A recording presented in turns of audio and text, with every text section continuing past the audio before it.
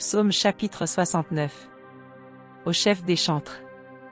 Sur les lits. De David. Sauve-moi, ô Dieu.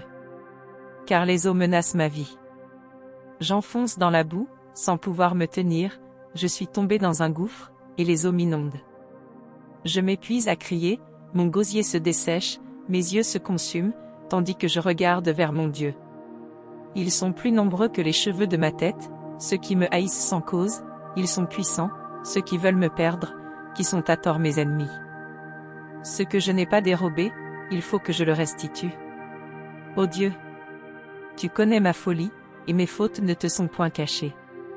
Que ceux qui espèrent en toi ne soient pas confus à cause de moi, Seigneur, Éternel des armées. Que ceux qui te cherchent ne soient pas dans la honte à cause de moi, Dieu d'Israël.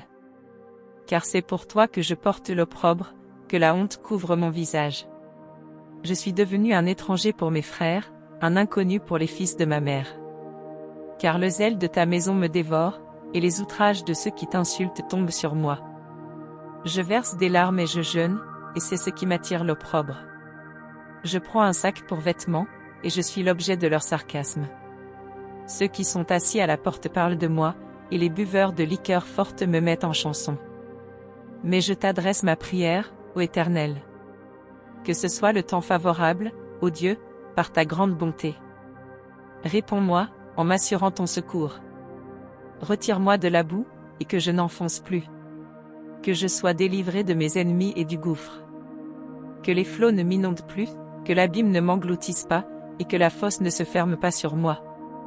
Exauce-moi, Éternel. Car ta bonté est immense.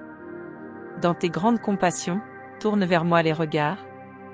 Et ne cache pas ta face à ton serviteur. Puisque je suis dans la détresse, hâte-toi de m'exaucer. Approche-toi de mon âme, délivre-la. Sauve-moi, à cause de mes ennemis.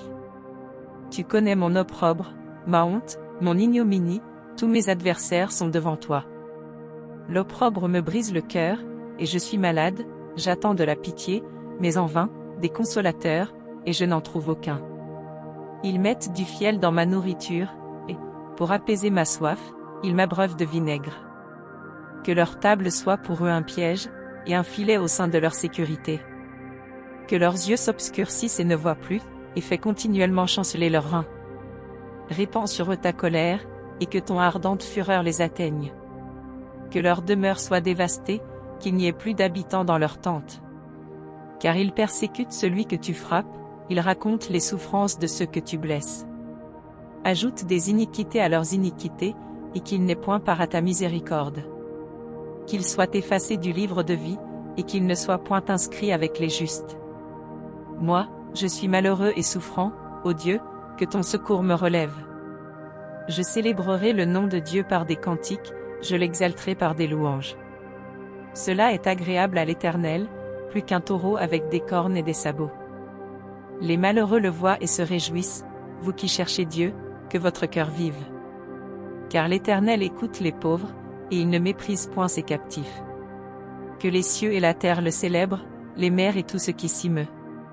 Car Dieu sauvera Sion, et bâtira les villes de Juda, on s'y établira, et l'on en prendra possession. La postérité de ses serviteurs en fera son héritage, et ceux qui aiment son nom y auront leur demeure.